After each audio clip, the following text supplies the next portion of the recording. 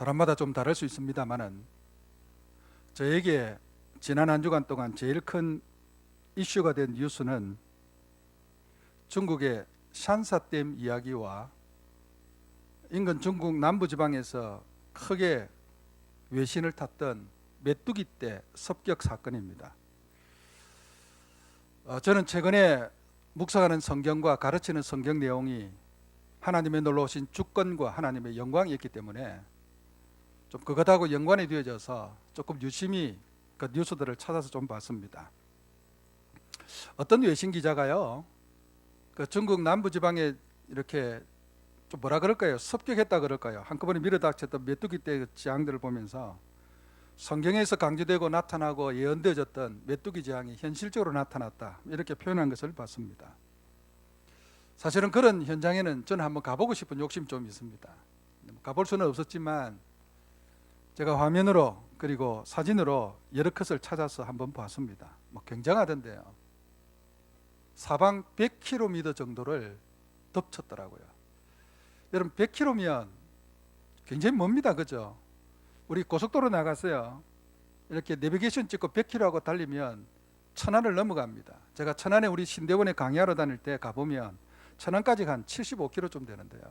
100km 같으면 중간에 한 청주 정도까지 가야 하면 한 100km 됩니다. 여기서 그까지 사방의 넓은 들판의 모든 것들을 초토화시켰다고 했습니다.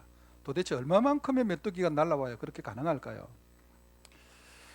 중국에 가보면 놀랄 노자가 좀 많습니다. 중국은 땅덩어리가 크잖아요. 대륙이라 이런 말들을 쓰는데요. 제가 전에 우리 목전일 때문에 중국을 다니면서 여러 지역을 이렇게 선교지 방문도 하고 성경을 가르친다고 여러 군데를 제가 좀 다녔는데, 그때 이렇게 다녀보면 너무 놀란 것들이 많습니다. 예를 들면 가다가 옥수수 밭이 있는데요, 산 하나를 다 넘어갈 때까지 양쪽 좌우편에 끝도 없이 옥수수 밭이 있습니다. 그래서 시작은 있는데 끝이 안 보여요. 옥수수 밭이 끝이 안 보여요. 한 산 가득히 옥수수 밭만 있어요. 우리는 그런 데가 없잖아요. 아무리 넓어도 우리는 끝이 다 보이잖아요. 그래가지고 가서 옥수수 밭이 끝나고 나면 이제 끝인가 싶은데 그 다음 보니까 다시 해바라기 밭이 있는데요, 저는 해바라기를 그렇게 많이 키우는 것을 처음 봤습니다. 산 하나 가득히 차를 타고 10분, 20분을 넘어가는데 해바라기 밭이 끝이 안 나더라고요. 그래서 제가 이해가 되더라고요. 중국 사람들은 이렇게 가면 차를 타고 또 앉아서 이야기할 때 보면 다 이렇게 이렇게 입에 넣고 조물조물 씹어 먹습니다. 그거 보면 전부 다 해바라기 씨입니다. 얼마나 해바라기가 많은지 모릅니다.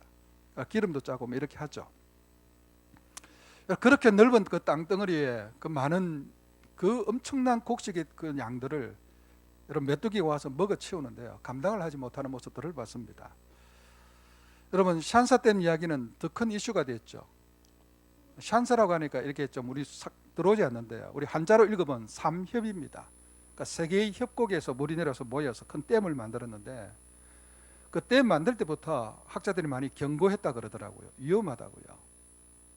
전 세계에서 가장 큰 댐 중에 하나입니다. 댐 높이가 185m인가요? 거의 200m입니다. 여러분, 200m 위에서 한번 내려다 보십시오. 얼마나 높은지. 그러니까 200m 댐 높이에 물을 다 가둔다고 한번 생각해 보세요. 그 물량이 얼마나 많을지.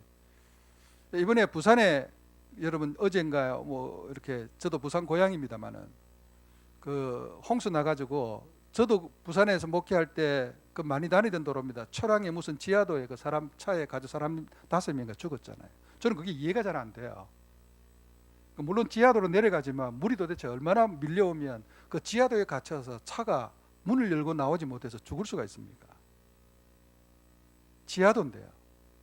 그 한 사람의 수기를 들어보니까 그 지하도에 이렇게 들어가는데 쭉 들어가다가 갑자기 앞에 차들이 못 가고 있더래요. 그래서 좀 있으면 갈련가 하고 있는데 이따가 갑자기 물이 팍 쏟아져 들어오는데 10분도 안 돼서 그 안에 촥 차버려가지고 문을 열고 나오지를 못해서 그래서 많이 죽고, 자기 차는 안에 남자만 3명이 있어서 어떻게 힘을 내가지고 이 유리창을 깨고 나와가지고 이렇게 차 위에 들어가서 이렇게 살아났다고 이렇게 고백한 것을 봤습니다.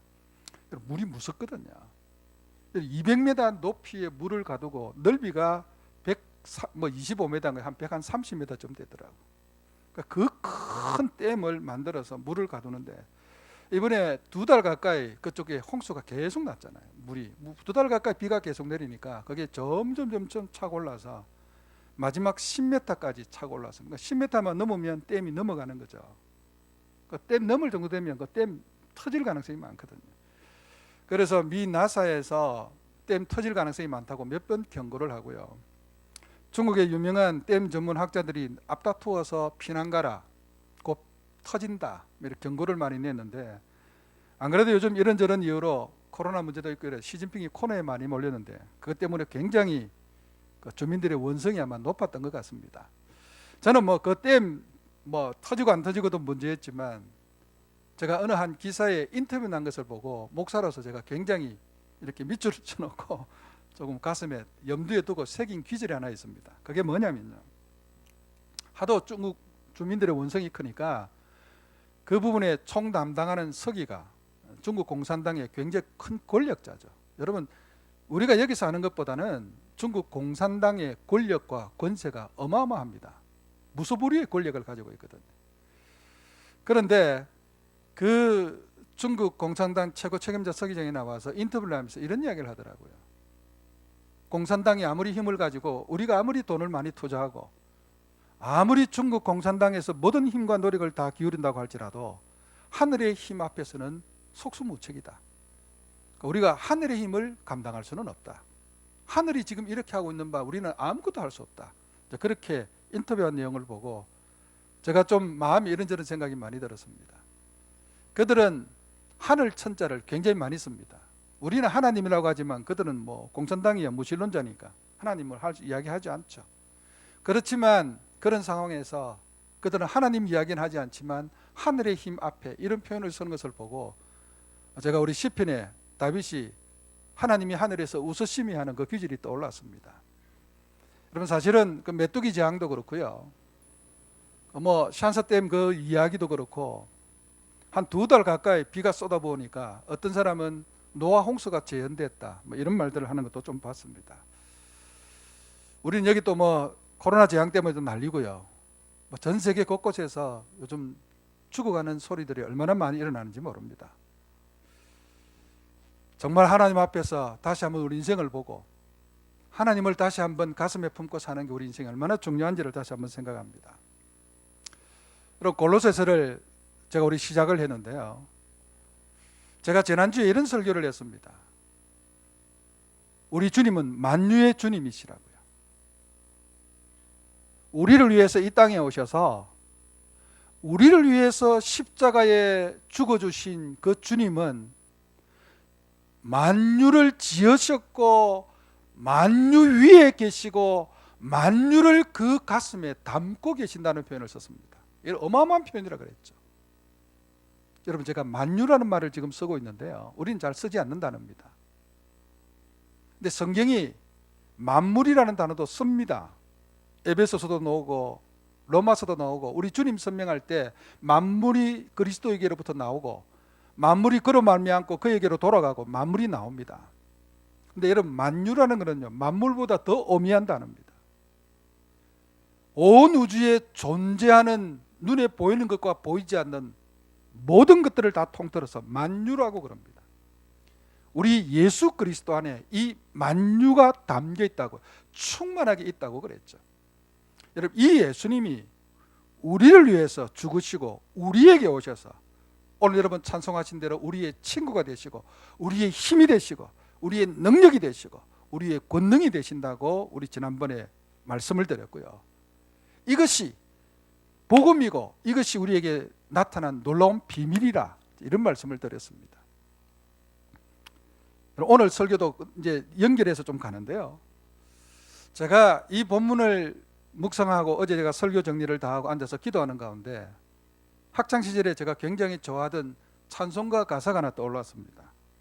제가 혼자 앉아서 이 찬송을 부르는데 마음에 주님의 만유가 내 심령에 쫙 차는 것 같은 느낌이 좀 들어왔습니다. 만유의 주제 존귀하신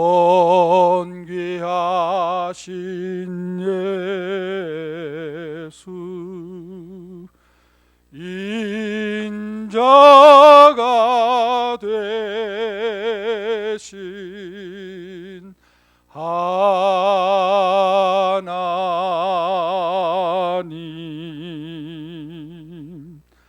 나 사모하여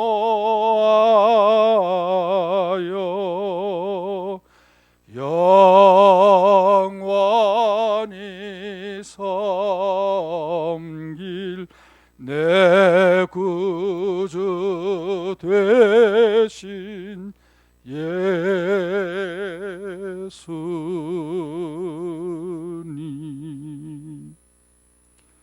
만유의 주제에 존귀하신 예수, 인자가 되신 하나님, 우리 예수님을 그렇게 설명합니다.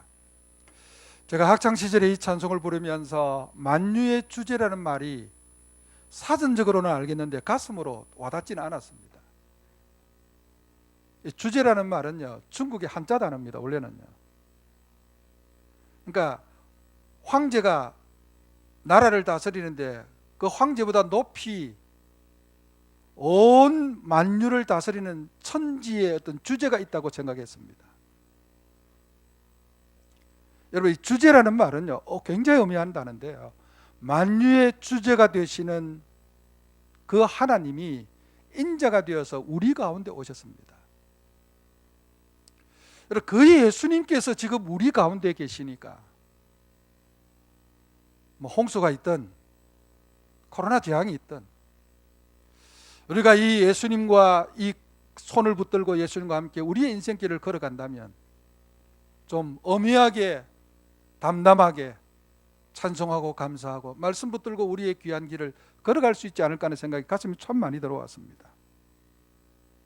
이 만유의 주제 되시는 예수님께서 내 구주가 되시고 내 영광이 되시니 내가 이 주님을 사모한다는 이 찬송 가사가 얼마나 새삼스럽게 저희가 은혜가 되는지 모릅니다. 여러분, 지난주에 이 놀라운 말씀을 좀 드렸고요. 오늘 이 말씀이 연결되는 굉장히 중요한 귀절이 하나 있습니다. 조금 띄워주실래요? 지난주에 제가 23절까지 말씀드렸습니다. 여러분, 23절 제일 마지막에 보면 제가 지난주 설교하면서 23절 요 단어 앞에까지 했습니다. 제가 일부러 이 귀절은 지난주에 제가 이야기하지 않았습니다. 23절 마지막 부분에 보면 나 바울은 이 복음의 일꾼이 되었노라 라고 이야기합니다.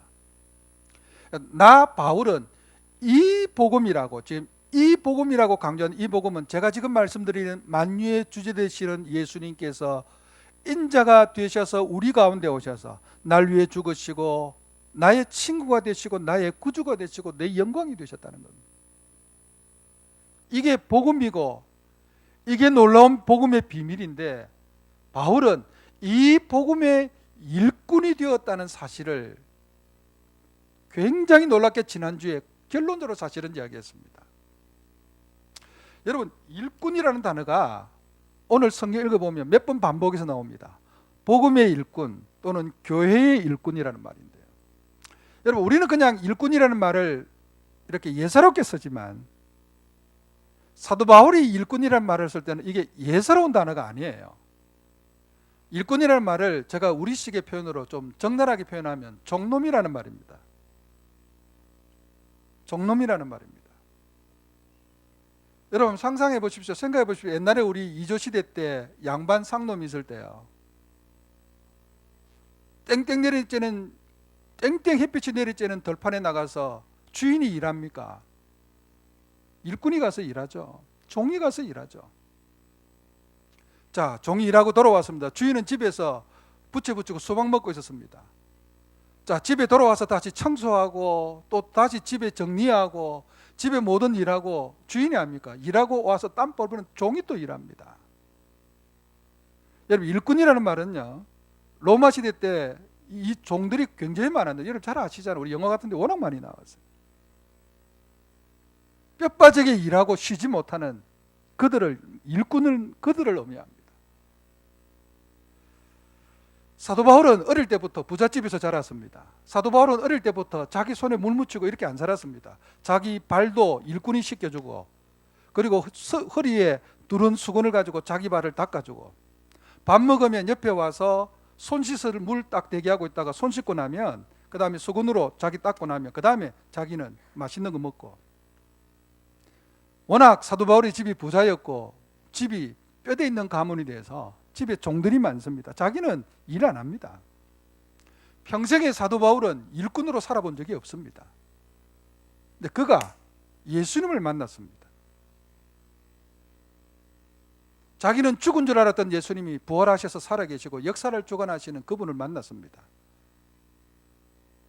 그러고 난 뒤에 사도 바울은 그 주님이 얼마나 크시고 만유의 주제가 되시는지를 새삼스럽게 깨달았죠.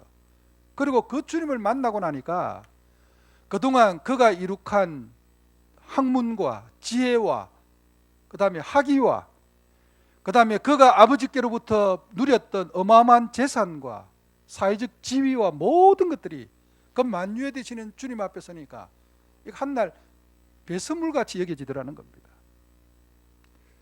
그러면서 사도 바울이 주님께로부터 이 복음의 일꾼으로 세움을 받습니다. 너는 이방을 위해서 복음을 전하는 내 사도가 되라.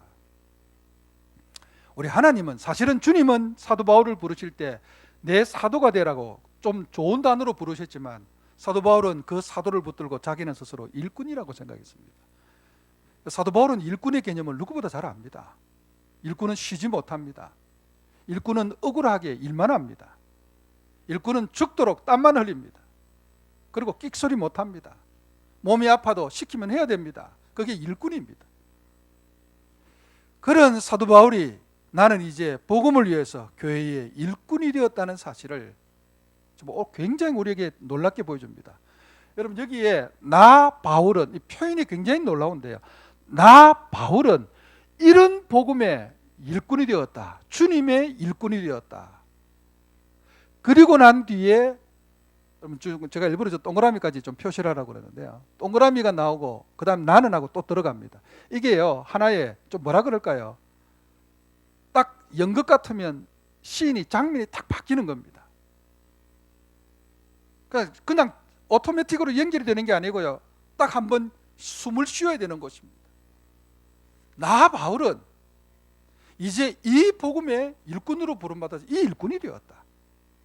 그래서 한번 숨을 돌리고 다시 눈을 뜨고 나서 그 다음에 나는 이제 지금은 너희를 위해서 받는 괴로움을 너희를 위해서 받는 괴로움. 여러분 괴로움이라는 거는요 뭐라 그럴까 이 괴로움은 인생 살기 싫다. 나 막 죽고 싶다. 요즘 뭐 자살하는 문화가 우리나라에 이제 많이 들어오는데 여러분 절대로 자살하면 안 됩니다. 우리는 자살하고 하면 다 미화시키고 이사가게 돌아가는 세상인데 여러분 절대로 하나님 앞에 자살하면 안 됩니다. 여러분 여기 지금 괴로움은 뭐 살기 싫다, 힘들다, 괴롭다, 공고하다 이런 의미의 괴로움이 아닙니다. 이 괴로움이라는 말은 일꾼으로서 종으로서 해야 되는 힘에 넘치도록 해야 되는 엄청난 자기 인생의 일거리들입니다. 짐입니다. 그게 심정적인 게 될 수도 있고 육체적인 게 될 수도 있고 전부 다 통틀어서 다 의미합니다. 내가 너희를 위해서 받는 이 모든 수고와 괴로움을 사도 바울은 이걸 내가 기뻐한다. 그리고 주님의 남은 고난을 그의 몸된 교회를 위하여 그 속에 내가 채운다는 대단히 놀라운 대단히 우리에게 도전적인 표현을 오늘 사도 바울이 쓰고 있습니다.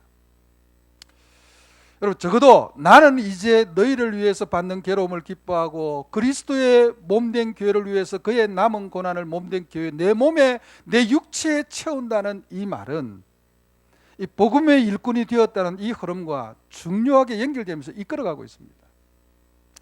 여러분 제가 조금 설명을 좀 더 드리면요. 괴로움이라는 단어, 수고라는 단어, 내 몸에 채운다는 이 단어는 전부 다 종하고 관계된 단어들이거든요. 이 모든 것들이 주님의 교회와 복음의 일꾼이 된 영광과 은총과 감격으로 지금 표현하는 거예요. 저는 목사입니다. 뭐 여러분 중에는 장로님도 계시고 또 우리 권사님들도 계시고 우리 집사님들도 계시고 찬양대원도 있고 교사도 있고 여러분 젊은 청년들도 있죠. 우리 교회는 오면 이제 신앙 훈련을 받고 교회 조금 이력이 살이면 직분을 이렇게 줍니다. 그리고 교회는 좀 다녀보면 가만히 두고 있지 않고 뭘 좀 하라 그러죠. 일도 많이 시키고 이래 합니다. 그리고 전도하라 그러기도 하고요. 교회는 일하는 공동체입니다. 일꾼 공동체죠. 저도 어떨 때는 하나님 앞에서 그런 하소연을 할 때가 있습니다. 하나님, 왜 나는 이런 짐을 져야 합니까? 어떨 때는 하나님 앞에 이런 또 투정을 부릴 때도 있습니다. 하나님, 이 너무 무거워서 못하겠습니다. 제가 언젠가 한번 말씀드렸나요? 제가 아시는 선배 목사님 한 분 계신데 한 번은 이분이 행방불명이 됐어요. 그 누가 저에게 전화가 왔어요. 그 목사 혹시 연락 못 받았는데요. 아무도 몰라요. 가족도 모르고 아무도 목사님 그냥 정발해 버렸습니다. 그래가지고 일주일간 아무도 목사님 어디 계신지 모르고 찾을 수가 없었어요. 그리고 한 열흘쯤 돼서 그 목사님 어째 저한테 전화가 됐습니다. 제가 목사님 어디 계십니까? 그랬더니 나 지금 수덕사에 와 있다. 여러분 수덕사가 저 전라도 어디 있는 유명한 절입니다. 내가 너무 놀래가지고 아니 목사님 기도원도 아니고 무슨 수덕사까지 가 있습니까? 그랬더니 자기가 너무 힘들고 공고하고 괴로워서 견디지를 못해가 그냥 혼자 도망갔다는 겁니다. 힘들라고 목사님 혼자 날라버린 겁니다. 그래서 내가 목사님 수덕사에 계속 계실 겁니까? 그랬더니 돌아가야지 그러죠. 돌아오셔서 한 2주 만에 돌아오셨습니다. 그럴 수도 있습니다. 사람이니까 힘이 드니까 연약해서 그럴 때가 있습니다. 그러다가도요 다시 하나님 말씀 붙들고 앉아서 하나님 앞에 딱 서면 여러분 우리가 누리고 있는 누린단 말이 좀 그렇죠. 우리가 감당하고 있는 무거운 짐이나 수고나 괴로움이나 헌신이나 이 모든 것들이 이게 우리의 짐이 아니라는 사실을 깨닫게 되어지죠. 저는 오늘 이 본문을 보면서 사도 바울이 이 놀라운 복음의 비밀에 복음의 일꾼의 교회 일꾼에 내가 주님 앞에 서게 된 이게 내 인생의 어떤 것들보다 영예롭고 영광되고 감사하고 존귀하고 은혜가 된다는 사실을 우리가 얼마나 놀랍게 이야기하고 있는지 모릅니다. 나 바울은 이 복음의 일꾼이 되었다. 그래서 내가 일꾼이 되었기 때문에 주님의 남은 고난을 그의 몸된 교회를 위해서 내 육체에 채우는 이거 난 너무 기쁘고 좋고 즐겁고 감사하다는 겁니다. 이게 오늘 우리가 살아가는 얼마나 중요한 요소가 되는지 모릅니다. 여러분 이걸 오늘 제가 설교 요약지에 보면 이런 표현을 좀 썼습니다. 존재 이유라는 좀 거창한 단어를 좀 썼는데요. 제가 이 단어가 너무 무거워서 빼려고 하다가 갑자기 제가 이전에 한번 들었던 어떤 뭡니까 유행가 가사라 그럽니까? 어떤 분이 불렀던 이렇게 대중가요 속에 존재의 이유가 어떻고 하는 그런 가사가 얼핏 내가 떠오르는 것 같아서 대중가요도 존재의 이유가 노는데 내가 설교 시간에 못 쓰겠나 싶어서 내가 그냥 그대로 뒀습니다. 여러분 다 존재의 이유가 다 있습니다. 제가 오늘 여러분께 좀 드리고 싶은 핵심 메시지의 초점은 이겁니다. 사도 바울은 자기 인생이 살아가는 존재의 이유와 주님께서 세우셔서 이 땅에 복음의 비밀을 증거하게 만드는 교회의 존재 이유가 동일했습니다. 여러분 오늘 하나님 앞에서 한번 돌아볼 수 있기를 바랍니다. 여러분이 이 땅에 존재하는 이유와 내가 숨을 쉬고 살아가는 이유와 우리 교회가 존재하는 이유가 같아야 됩니다. 여러분 이게 어마어마한 것 같지만 이게 굉장히 우리에게 중요합니다. 사도 바울은 자기가 존재하는 이유와 주님의 몸된 교회가 이 땅에 존재하는 이유가 동일했습니다. 그러니까 이 놀라운 인생이죠. 그러니까 복음의 일꾼이 된 게 너무 감사하고 감격스럽죠.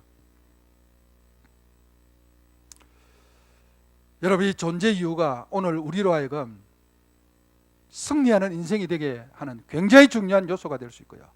이 존재 이유가 오늘 교회가 이 땅에서 승리하는 공동체가 되는 가장 중요한 파워가 될 수 있습니다. 이 존재 이유는 복음의 일꾼이라는 단어 속에 있죠. 여러분 제가 조금만 한 단계만 좀 더 나아가겠습니다. 이 복음의 비밀이 우리 안에 들어오면 영광의 소망이 됩니다. 오늘 설교 요약지 2번에 한번 보시기를 바랍니다. 오늘 설교 요약지 2번의 이 도표를 잘 음미하고 가슴에 들어오시면 이건 오늘 우리의 법입니다.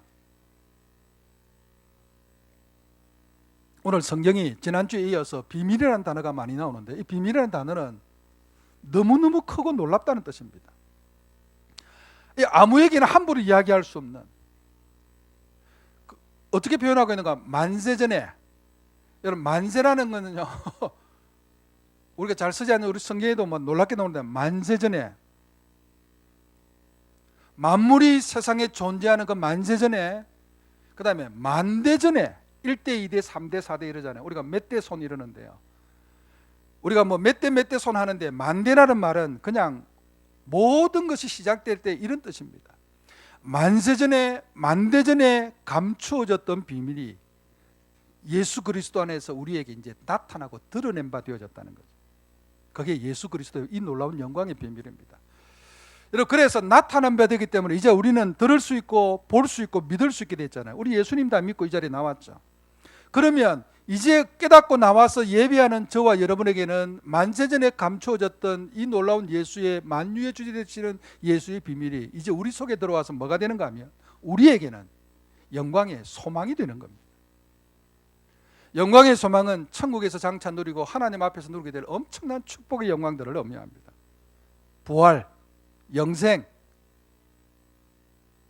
우리 천국에 나타나는 모든 영광된 것들을 전부 다 우리에게 주시는 영광의 소망입니다.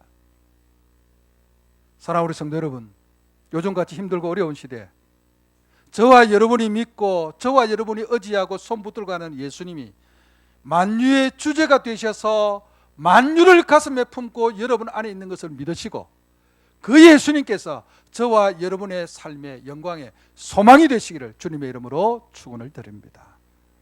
이게 영광의 소망이 우리에게 들어와서 됐습니다. 여러분에게 누가 이 어려운 때 여러분의 미래의 소망이 뭔지, 여러분에게 누가 왜 이런 위험한 때 그래도 교회 가서 예배를 드리고 여러분 그렇게 하느냐고 물어보시면, 그 예수님이 만유를 가슴에 품으시고 내 인생의 유일한 미래의 영광의 소망이 되기 때문이라고 당당하게 드러낼 수 있기를 바랍니다. 드러내셔야 됩니다. 이게 우리가 오늘 주님의 복음의 일꾼으로 사는 이유입니다. 교회는 이 땅에서 이 복음의 비밀, 만유의 주제가 되시는 예수님이 우리의 영광의 소망이 됨을 내 주변과 온 사람들에게 드러내는 존재가 되셔야 됩니다. 이게 우리가 오늘 존재하는 이유입니다. 이거 못하면 우리는 다 죽어야 됩니다. 얼마나 이게 우리에게는 우리의 삶을 거룩하고 영광되게 만드는 은혜의 도구가 되는지 모른다는 겁니다. 그래서 사도 바울은 이 일을 위해서라면 내 속에서 역사하시는 성령을 따라 내가 죽도록 충성하나도 일하겠다고 고백하고 있습니다. 힘을 다하여 수고하노라. 내 속에서 역사하시는 이의 역사를 따라, 말이 좀 어려운데 한마디로 표현하면 여러분 속에 역사하시는 성령의 권능을 따라 내가 힘을 다하여 수고한다고 이야기하고 있습니다. 가끔씩 제가 그런 소리를 듣습니다. 목사님, 나 혼자 이렇게 한다고 누가 알아줍니까? 나 혼자 이렇게 발버둥 친다고 뭐 의미가 있을까요? 그때마다 제가 그분 손을 붙들고 권면합니다. 혼자 하시는 거 아니라고요. 부족하지만 목사인 저도 있고, 여러분, 우리 성령께서 항상 우리 가운데 함께 역사하고 있음을 믿으셔야 됩니다. 혼자 기도합니까? 아니요. 여러분 혼자 기도하실 때 성령이 함께 기도하는 거고요. 여러분 혼자 눈물 흘려 땀 흘립니까? 아니요. 여러분 혼자 눈물 흘려 땀 흘려 기도할 때, 봉사할 때 우리 성령께서 여러분과 함께 하고 있습니다. 가정에서나 직장에서나 교회에서나 우리가 주님 앞에 수고하고 땀 흘리는 순간순간마다 성령이 내 속에서 역사하시는데, 그 성령과 함께 나도 적당히 눈치껏 흉내만 내는 직분자가 아니라 힘을 다해서, 죽을 힘을 다해서 내가 수고한다고 하는 사도 바울이 고백하고 있는 것을 볼 수 있습니다. 이게 시대를 이기는 힘입니다. 여러분, 요즘 같은 시대에 교회도 성도도 영적인 파워가 있어야 됩니다. 여러분, 이 말씀 붙잡으시고 만유의 주대 되신 주님께서 내 속에 계셔서 오늘 내 삶의 영광의 소망이 되셨기에 성령과 더불어서 내가 주님의 몸된 교회를 위하여 그리스도의 남은 고난을 내 몸에 육체에 채우는 이 수고를 능히 감당하는 저와 여러분이 되었으면 좋겠습니다. 남은 고난을 채우는 자세, 이건 정말 중요합니다. 남은 기도의 분량, 남은 땀 흘리는 분량, 남은 수고의 분량, 남은 헌신의 분량, 남은 사랑의 분량, 남은 눈물의 분량을 오늘 저와 여러분이 우리의 육체에 채우는, 그래서 하나님 앞에 정말 복음의 권능을 드러낼 수 있는 저와 여러분과 우리 온 교회가 되시기를 우리 주님의 이름으로 간절히 축원을 드립니다.